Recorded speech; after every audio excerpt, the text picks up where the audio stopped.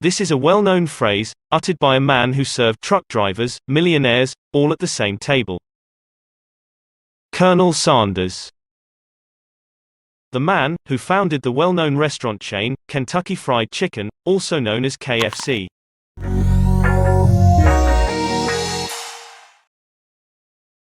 Harland David Sanders was born on September 9, 1890 in Henryville, Indiana.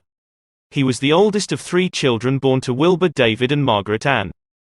After the death of his father in 1895, his mother got work in a tomato cannery, and the young Harland was left to look after and cook for his siblings. By the age of 7, he was reportedly skilled with bread and vegetables, and improving with meat. At the age of 12, he dropped out of 7th grade and went to live and work on a nearby farm.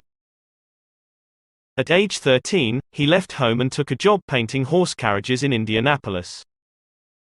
When he was 14, he moved to southern Indiana to work as a farmhand.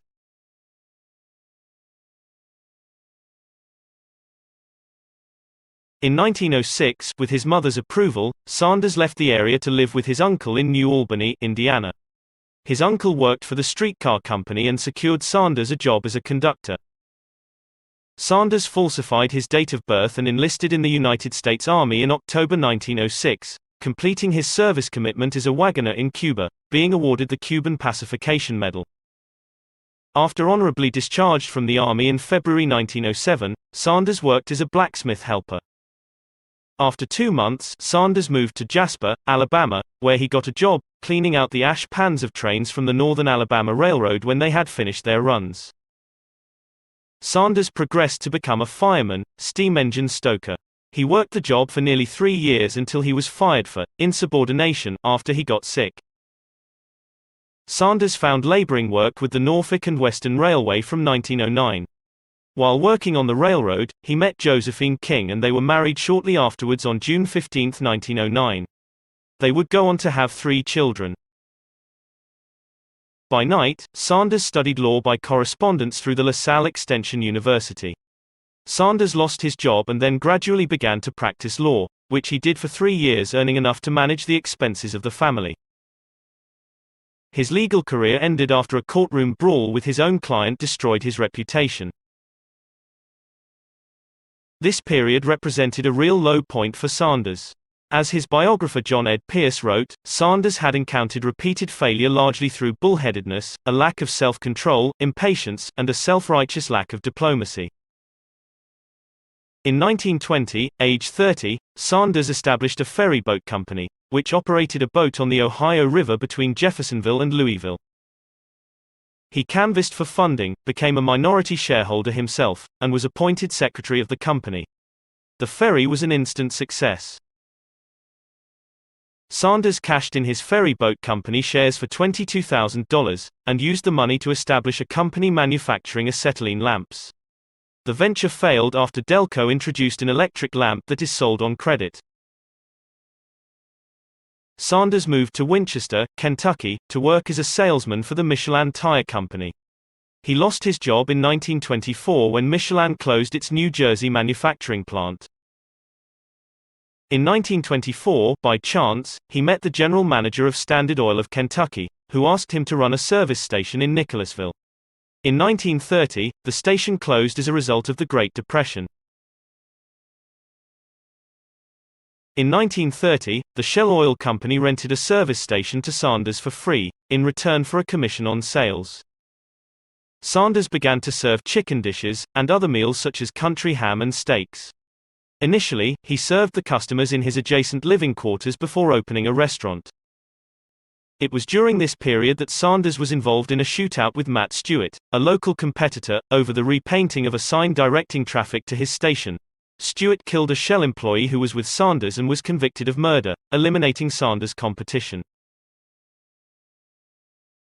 Sanders was commissioned as a Kentucky colonel in 1935 by Kentucky Governor Ruby Laffoon.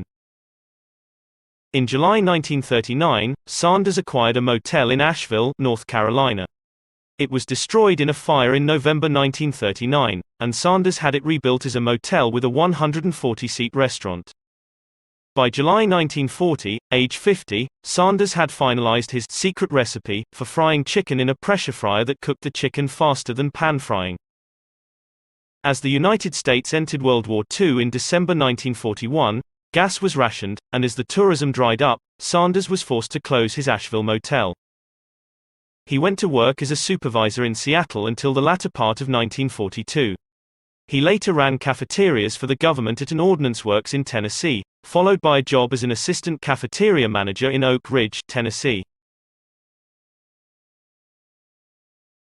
In 1952, Sanders franchised his secret recipe, Kentucky Fried Chicken, for the first time, to Pete Harmon of South Salt Lake, Utah, the operator of one of that city's largest restaurants. In the first year of selling the product, restaurant sales more than tripled, with 75% of the increase coming from sales of fried chicken. After Harmon's success, several other restaurant owners franchised the concept and paid Sanders 4 cents per chicken. Sanders believed that his North Corbin restaurant would remain successful indefinitely, but at age 65 sold it after the new Interstate 75 reduced customer traffic. Left only with his savings and $105 a month from Social Security, Sanders decided to begin to franchise his chicken concept in earnest and traveled the U.S. looking for suitable restaurants. Often sleeping in the back of his car, Sanders visited restaurants, offered to cook his chicken, and if workers liked it, negotiated franchise rights. Although such visits required much time, eventually potential franchisees began visiting Sanders instead. The franchise approach became highly successful. KFC was one of the first fast food chains to expand internationally, opening outlets in Canada and later in the UK, Australia, Mexico, and Jamaica by the mid-1960s.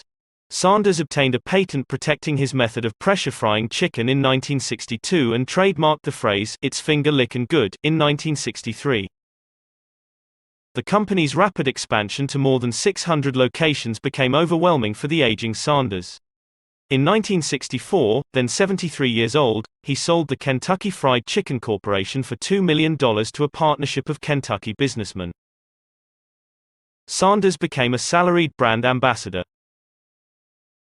Sanders was diagnosed with acute leukemia in June 1980.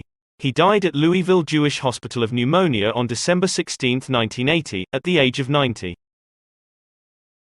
By the time of Sanders' death, there were an estimated 6,000 KFC outlets in 48 countries worldwide, with $2 billion of sales annually.